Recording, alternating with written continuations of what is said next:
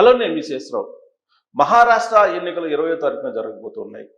Prepoll election సంబంధించి సర్వేలు కూడా వచ్చాయి. ప్రీపోల్ సర్వేలన్నీ కూడా ఏ కూటమి వైపు ఎటు అనుకూలంగా ఉన్నాయి అనే దాని మీద ఇప్పుడు చర్చ జరుగుతుంది.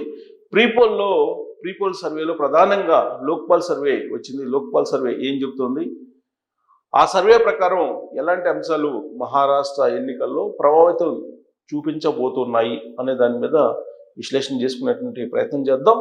2 సర్వేలు వచ్చే, ప్రధానంగా లోక్పాల్ సర్వే ఉంది, దాంతోపాటు లోకల్గా ఉండేటువంటి మరో సర్వే కూడా వచ్చింది. ఈ 2 సర్వేల్లో మహారాష్ట్రలో గెలిచేటువంటి కూటమి ఏది, మహాయుతి కూటమి గెలవబోతుందా, మహా వికాస్ కూటమి గెలవబోతుందా అనే దాని మీద ఒక స్పష్టతకు వచ్చేదానికి అనుకూలంగా ఈ ప్రీపోల్ సర్వే కనిపిస్తూ ఉంది. మహాయుతి కూటమి ఎన్డీఏ కూటమి, మహావికాస్ కూటమి ఇండియా కూటమి. సో ఈ రెండింటిలో ఏ కూటమి అక్కడ అధికారంలోకి వచ్చేటువంటి అవకాశం ఉంది అనే దాని మీద సర్వే ఏం చెప్తుంది అనేది చూద్దాం. అసలు ఫ్యాక్టర్స్ ఏమేమి పనిచేస్తాయి అనేది కూడా విశ్లేషించుకునేటువంటి ప్రయత్నం చేద్దాం. సో ఇక్కడ మనం చూస్తే ఫ్యాక్టర్స్ ఏమేమి పనిచేస్తున్నాయి, మహారాష్ట్ర ఎన్నికల్లో ఏమేమి ఫ్యాక్టర్స్ పనిచేసిన అవకాశం ఉంది అని అంటే ప్రధానంగా బుల్లెట్ పాయింట్స్ లాగా ఇచ్చారు కొన్ని. బ్యాక్లాష్ అగెనిస్ట్ పోలరైజేషన్, అంటే పోలరైజ్ అవుతుంది ఓట్ బ్యాంక్ అని. BJP attempts the polarization are back firing for NDA as voters are focus on issue based politics especially around agriculture, employment, women's safety and inflation. ఇది వ్యవసాయం మీద, అలాగే నిరుద్యోగత మీద, women రక్షణ మీద, మహిళా రక్షణ మీద, అలాగే పెరిగిన ధరలు, ఈ అంశాలు ప్రధానంగా మహారాష్ట్ర ఎన్నికల్లో చూపించబోతున్నాయి. ఇక యాంటీ ఇంకంబెన్సీ అగెనిస్ట్ బీజేపీ మీద సహజంగా యాంటీ ఇంకంబెన్సీ ఉంటుంది, అంటే ప్రభుత్వ వ్యతిరేక ఓటు అనేది ఉంటుంది. ప్రస్తుతం బీజేపీ ప్రభుత్వం అక్కడ ఉంది కాబట్టి. అలాగే Fadnavis blamed for various state issues, Eknath Shinde remains the most popular NDA లీడర్గా ఏక్నాథ్ షిండే కనిపిస్తున్నారు. ఫడ్నవీస్ వివిధ అంశాల మీద వివాదాస్పదమైన కామెంట్లు ఇవన్నీ కూడా యాంటీ ఇంకంబెన్సీ కింద పనిచేస్తాయి, అంటే ప్రభుత్వ వ్యతిరేకం కింద పనిచేసిన అవకాశం. ఇక మహారాష్ట్ర వర్సెస్ గుజరాత్ సెంటిమెంట్, మహారాష్ట్ర గుజరాత్ మధ్య సెంటిమెంట్ ఉంది. ఎందుకంటే రాష్ట్రం విడిపోయింది కదా, మహారాష్ట్ర నుంచి గుజరాత్ విడిపోయింది. అందుకే మహారాష్ట్ర గుజరాత్ మధ్య చాలా సెంటిమెంట్ అనేది పనిచేస్తూ ఉంటుంది. పైగా మహారాష్ట్రకు రావాల్సినటువంటి కంపెనీలన్నింటినీ కూడా గుజరాత్కి తీసుకెళ్లారు అనేటువంటి ఒక ప్రచారం కాంగ్రెస్ పార్టీ అలయన్స్ పార్టీలు బలంగా తీసుకెళ్లాయి ప్రజల్లోకి. సో అది emotional vote bank Congress party, అంటే మహావికాస్ కూటమికి అనుకూలంగా ఉంటుందని చెప్పి భావిస్తూ ఉన్నారు. ఇక OBC voters moving towards NDA, OBC voters ప్రధానంగా పోలరైజేషన్ అవుతుంది బీజేపీ వైపు అని చెప్పి, మహాయుతి కూటమి వైపు పోలరైజేషన్ అవుతుంది. దానికి కారణం ఏంటంటే నరేంద్ర మోడీ గారు బీసీ కావటం, ఫడ్నవీస్ బీసీ కావటం, ఇవన్నీ కూడా కలిసి వచ్చేటువంటి అంశాలు అని చెప్పి తెలుస్తుంది. అందుకే లోక్సభ ఎన్నికల్లో కంటే కూడా బీసీ ఓటర్స్ ఎక్కువగా ఇప్పుడు మహాయుతి కూటమి వైపు, అంటే ఎన్డీఏ కూటమి వైపు మొగ్గు చూపుతున్నారు అనేది ఒక పాయింట్. ఇక caste alignments, Marathas largely support to MB, Maha Vikas alliance వైపు మరాఠాస్ ఉన్నారు. అక్కడ ఉండేటువంటి మరాఠాలు. ఓబీసీస్ డివైడ్ అయ్యారు. అగ్రికల్చర్ డిస్ట్రెస్ వైల్ ఎస్సీలు కాంగ్రెస్ పార్టీ కూటమికి సపోర్ట్ చేస్తూ ఉన్నారు. అలాగే అగ్రికల్చర్ సెక్టర్లు డివైడ్ అయ్యారు, ఓబీసీస్ డివైడ్ అయ్యారు. అక్కడ ఉండే మరాఠీస్ కాంగ్రెస్ వైపు ఉన్నారు అనేది ఈ సర్వే యొక్క సారాంశం. ఇక లో ప్రైసెస్ ఆర్ క్రాప్స్, వ్యవసాయాన్ని సోయాబీన్ కానీ అగ్రికల్చర్కి సంబంధించినటువంటి పంటలకి ప్రైసెస్ తగ్గడం అనేది కొంత వ్యతిరేకత ఉంది ఇప్పుడు ఉండేటువంటి ప్రభుత్వం మీద. తర్వాత Congress is emerging the largest party, ఈసారి లార్జెస్ట్ పార్టీగా కాంగ్రెస్ ఉండబోతుంది. మెయిన్ ఆల్టర్నేటివ్ టు ద బీజేపీకి ఆల్టర్నేటివ్గా అక్కడ కాంగ్రెస్ పార్టీ కొంత పనిచేస్తుంది. ఇక మహావికాస్ కూటమి క్యాంపెయినింగ్ బూస్ట్, ఇప్పుడు ఆల్రెడీ రాహుల్ గాంధీ, అలాగే కాంగ్రెస్ పార్టీకి సంబంధించిన సీనియర్ లీడర్లు, తెలంగాణ ముఖ్యమంత్రి రేవంత్ రెడ్డి గారు, వీళ్ళందరూ కూడా మహావికాస్ కూటమికి క్యాంపెయిన్ చేస్తున్నారు. పార్టీ వర్కర్స్ వీళ్ళందరూ కూడా బాగా పనిచేస్తున్నారు అనే అబ్జర్వేషన్ కూడా ఉంది. ఇక Mahayuti alliance vote cutting issues, అంటే మహాయుతి కూటమి కొంత ఈ క్యాంపెయినింగ్ విషయంలో ఇబ్బందులు పడుతుంది అనేది కూడా ఎక్స్చేంజ్ చేస్తున్నారు. కారణం ఏంటంటే ఎన్సీపీ అజిత్ పవార్ వీళ్ళు కొంచెం బలహీనం మహాయుతి కూటమిలో అంటున్నారు. అలాగే యూబీటీ ఎంవి కూటమికి అంటే మహావికాస్ కూటమికి యూబీటీ ఉద్ధవ్ థాకరేది అంటే శివసేన ఉద్ధవ్ థాకరేది వీక్ అనేది ఈ రెండు కాంగ్రెస్కి వీక్ అవుతుంది. ఇక్కడ ఎన్సీపీ అజిత్ పవార్ గ్రూప్ బీజేపీకి మైనస్ కాబోతుంది అనేది. అలాగే diminished impact voter parties like VBA అంటే చిన్న చిన్న పార్టీలు అక్కడ ఉన్నాయి, ఎంఎన్ఎస్ కానీ విబిఏ కానీ ఎంఐఎం ఇవి కొంచెం ఇంపాక్ట్ అయితే పడేటువంటి అవకాశం ఉందని చెప్పి తెలుస్తుంది. ఎంఐఎం అసరుద్దీన్ ఓవైసీ అక్కడ పోయి ప్రచారం చేయటం, ఎంఎన్ఎస్ అక్కడ చిన్న పార్టీలో ఉన్నాడు, విబిటి అనేటువంటి పార్టీ, ఈవెన్ చిన్న పార్టీల యొక్క ప్రభావం కూడా ఉంటుంది. ఎందుకంటే గత ఎన్నికల్లో 5,000 కంటే తక్కువ మెజార్టీతో గెలిచినటువంటి స్థానాలు చాలా ఉన్నాయి. వాటి మీద అక్కడ ఈ చిన్న పార్టీల యొక్క ప్రభావం పడుతుంది అనేది. ఓవరాల్గా లోక్పాల్ కొన్ని ఈ పాయింట్స్ మెన్షన్ చేసి ఈ పాయింట్స్ మీదనే ఎలక్షన్స్ యొక్క ప్రభావం ఉండేటువంటి అవకాశం ఉంది. సో ఇక్కడ సర్వే కూడా ఇచ్చారు. మహాయుతి కూటమికి 115 నుంచి 128 వరకు వచ్చే అవకాశం ఉంది. 37 నుంచి 40% ఓట్ షేర్ ఉండేటువంటి అవకాశం ఉంది అని అంటున్నారు, అంటే బీజేపీ కూటమికి.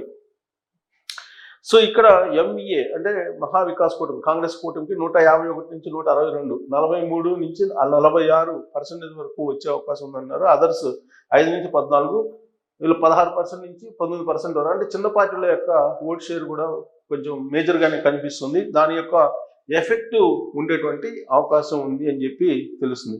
288 సీట్లు ఉన్నటువంటి మహారాష్ట్ర అసెంబ్లీ ఎన్నికలకు సంబంధించి బ్రీఫ్గా ఇలా ఇచ్చారు. పూర్తి స్థాయి సర్వే ఒకసారి మనం గమనిస్తే కనుక మహారాష్ట్ర అసెంబ్లీ పోల్స్ విక్టరీ ఇక్కడ మార్జిన్స్ రైజింగ్ ఇన్ మహారాష్ట్ర. ఇక్కడ టోటల్ సీట్స్ 228. 2009లో మనం చూస్తే కనుక యావరేజ్ మార్జిన్స్ ఓట్ షేర్ కనుక చూస్తే కనుక 2009లో నీకు 11.8% వచ్చింది. 2014లో పార్టీలకి అంటే కూటమికి, రెండు కూటమిల మధ్య తేడా 22,811, 2019లో 28,440.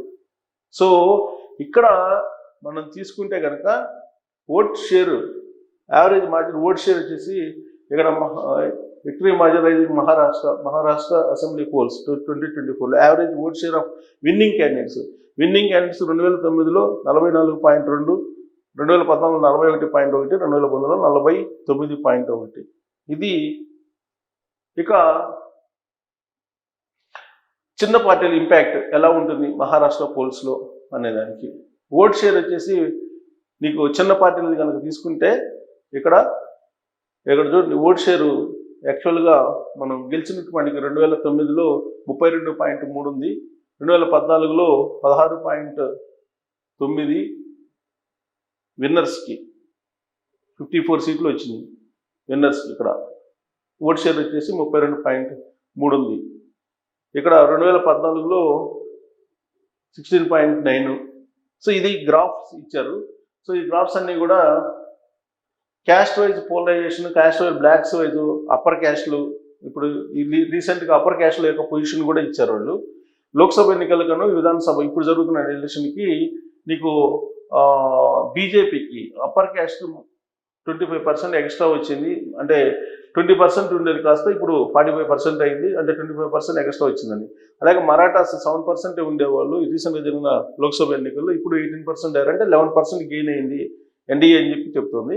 ఓబీసీస్ 11 ఉండేవాళ్ళు 16 అంటే 5% గెయిన్ అయ్యారు. దళిత్స్ మాత్రం 18% అంటే నష్టపోయారు. 11% ఉంది, అది కూడా 7%కి వచ్చింది. సో 11% 7%కి వచ్చింది అంటున్నారు. తర్వాత ఆదివాసీస్ ఇక్కడ కూడా లోక్సభలో -20 వచ్చింది, ఇది -30 వెళ్ళిపోయింది, అంటే -10 ఇప్పుడు బీజేపీకి నష్టం. ముస్లిమ్స్లో వచ్చేసి -62% అంటే -48%, అంటే ముస్లిమ్స్లో కొంత గెయిన్ అయినట్టు కనిపిస్తుంది. 14% గెయిన్ అయినట్టు కనిపిస్తుంది బీజేపీకి, మహాయుతి కూటమికి. ఇక tough fights in Maharashtra close కంటెస్ట్లు 2009లో టోటల్ 228 అసెంబ్లీల్లో 84 చోట్ల 29% క్లోజ్ కంటెస్ట్ ఉంది. 2014లో 84 క్లోజ్ కంటెస్ట్, 2019లో 71 చాలా close contest. Total seats one with margin 5,000 లోపల గెలిచినటువంటి స్థానాలు తీసుకుంటే టోటల్ ఏ పార్టీ గెలిచినా కానీ 2009లో 48 స్థానాల్లో 5,000 లోపు మెజార్టీతో గెలవడం జరిగింది. 2014లో వేసుకుంటే 56 చోట్ల ఎవరు గెలిచినా కానీ 5,000 లోపు మెజార్టీతో గెలిచారు. 2019లో 37 మంది 5,000 లోపు గెలిచారు. అందుకే చాలా ఈసారి ఆ అంచనా వేయలేని పరిస్థితి, అంటే చిన్న పార్టీల యొక్క ప్రభావం ఎక్కువ ఉంటుంది అని చెప్పేసి మనకు అర్థమవుతుంది. చూడండి, టోటల్ చూసుకుంటే కనుక 2009లో 5,000 లోపు మెజార్టీతో కలిసి 165 ఉన్నాయి. 2014లో 179 ఉంది. 2019లో 108 ఉంది. 5,000 లోపు మెజార్టీతో గెలిచిన, అంటే కీన్ కంటెస్ట్ చాలా ఎక్కువ ఉంటాయి అనమాట. BJP vote shares in Maharashtra assembly poles. So మనం చూస్తే కనుక 2014, 2019 చూసి 1980 నుంచి చూస్తే కనుక ఓట్ షేరు ఇక్కడ చూడండి తగ్గింది, ఇక్కడ పెరుగుతూ వచ్చింది, ఇక్కడ పెరుగుతూ వచ్చి లాస్ట్కి 2014, 2019కి వచ్చేటప్పటికి 2014 కంటే కూడా 2019లో తగ్గింది బీజేపీ ఓట్ షేర్. ఇక టైమ్స్ ఆల్జిరా ఈ సర్వే ఏం చెప్తుందని అంటే huge shocking Maharashtra and Jharkhand opinion polls. Maharashtra Jharkhand opinion పోల్స్ని ఇచ్చింది టైమ్స్ ఆల్జిబ్రా అనేది. సో మహారాష్ట్ర 288 అసెంబ్లీ స్థానాలు ఉంటే మహాయుతి కూటమి 145 నుంచి 165, అంటే బీజేపీ కూటమి గెలవబోతుంది, అధికారంలో రాబోతుందని. అలాగే మహావికాస్కి 106 నుంచి 126 వస్తుందని చెప్పి టైమ్స్ ఆల్జిబ్రా, లోక్పాల్ కాకుండా టైమ్స్ ఆల్జిబ్రా సర్వే కూడా అదే చెప్తుంది. ఇక్కడ జార్ఖండ్కి వచ్చేటప్పటికి 81 అసెంబ్లీ స్థానాలు ఉంటే బీజేపీ ప్లస్ ఏజేఎస్యు 45 నుంచి 50 స్థానాలు గెలిచేయడం, జేఎంఎం ప్లస్ కాంగ్రెస్ 18 నుంచి 25, అంటే జార్ఖండ్లో కూడా బీజేపీ కూటమి అధికారంలోకి రాబోతుందని చెప్పి టైమ్స్ ఆల్జిబ్రా చెప్తోంది. ఇక ఐఏఎన్ఎస్ సర్వే చూస్తే Maharashtra assembly election 2024 region wise alliance wise expected seats votes. ఇక్కడ మనం రీజన్ వైజ్ తీసుకుంటే వెస్ట్రన్ మహారాష్ట్ర టోటల్గా ఇచ్చారు. రీజన్ వైజ్ తీసుకుంటే టోటల్గా తీసుకుంటే కనుక 288లో నీకు మహాయుతి కూటమికి 145 నుంచి 165, 47% ఓటు షేర్తో గెలిచే అవకాశం ఉంది. మహావికాస్ కూటమి 106 నుంచి 126 గెలిచే అవకాశం ఉంది. 41% ఓటు షేర్ అని చెప్పి అంచనా వేస్తుంది ఐఏఎన్ఎస్. ఇంకా మహారాష్ట్రలో మెగా లోక్పాల్ సర్వే మెగా ఏం చెప్తుందంటే మహాయుతి కూటమికి 115 నుంచి 128 వరకు రావచ్చు, 37 నుంచి 45% మాత్రమే రావచ్చు అని చెప్తుంది. అలాగే కాంగ్రెస్ కూటమికి మహా వికాస్ కూటమికి 150 నుంచి 162, 43 నుంచి 46% రావచ్చు అని చెప్పి అంచనా వేస్తుంది. అదర్స్కి మాత్రం ఎక్కువగా 16 నుంచి 19% ఓట్ షేర్ ఎక్కువ ఉండేలాగా కనిపిస్తుంది. సో టోటల్గా 3 సర్వేలను నేను చెప్పడం జరిగింది. టైమ్స్ ఆల్జిబ్రా కానీ, లోక్పాల్ కానీ, లేదా ఇక్కడ ఐఏఎన్ఎస్. ఈ 3 సర్వేలు చెప్తుంది ఒకటే. 3 సర్వేలు గమనిస్తే కనుక మహారాష్ట్రలో 2 సర్వేలు బీజేపీకి అనుకూలంగా, బీజేపీ కూటమికి అనుకూలంగా రిజల్ట్ ఇచ్చాయి. అయితే ఇక్కడ గమనించాల్సినటువంటి అంశం ఏంటంటే ప్రస్తుతం మహావికాస్ అలాగే మహాయుతి కూటమి చాలా టైట్ ఫైట్ నడుస్తూ ఉంది. బట్ సర్వేలు ఎక్కువ సర్వేలు మాత్రం మహాకూటమికే మొగ్గు చూపుతూ ఉన్నాయి. కొన్ని సర్వేలు మాత్రం టైమ్స్ ఆల్జిబ్రా లాంటి సర్వేలు మాత్రం వికాస్ కూటమికి ఇస్తుంది, మహావికాస్ కూటమికి లోక్పాల్ ఇస్తుంది. లోక్పాల్ సర్వే కొంత నమ్మదగినటువంటి సర్వే. సో కాబట్టి లోక్పాల్ సర్వే మాత్రం మహావికాస్ కూటమికి ఇస్తుంది. సో అలాగే ఐఏఎన్ఎస్ మాత్రం మహాయుతి కూటమికి అంటే బీజేపీ కూటమికి ఇస్తుంది. టైమ్స్ ఆల్జిబ్రా మహాయుతి కూటమికి ఇస్తుంది. అంటే నీకు జార్ఖండ్ కూడా బీజేపీకి వస్తుంది. అంటే ఈ సర్వేల ప్రకారం మెజారిటీ సర్వేలు మీరు తీసుకుంటే మెజారిటీ సర్వేల్లో మీకు బీజేపీ కూటమి అధికారంలోకి వచ్చేటువంటి అవకాశం మహారాష్ట్రలో కానీ లేదా జార్ఖండ్లో కానీ. సో కాబట్టి ఏం జరుగుతుంది మహారాష్ట్రలో అలాగే జార్ఖండ్లో అనే దాని మీద ఈ సర్వేలను చూస్తే కనుక ఎక్కువ ఛాన్స్ బీజేపీకే కనిపిస్తున్నట్టు ఈ ప్రీపోల్ సర్వేలో కనిపిస్తున్నాయి. సో ఈ సర్వేలను పూర్తిగా నమ్మొచ్చు అంటే గతంలో కొన్ని సర్వేలు తారుమారు కావడం కూడా జరిగింది. సర్వేలకు భిన్నంగా ఈ మధ్యకాలంలో వచ్చినటువంటి రిజల్ట్ కూడా కనిపిస్తున్నాయి. కాబట్టి కొంతమేరకు దీన్ని క్రైటీరియా తీసుకోవచ్చు. బట్ చివరి నిమిషంలో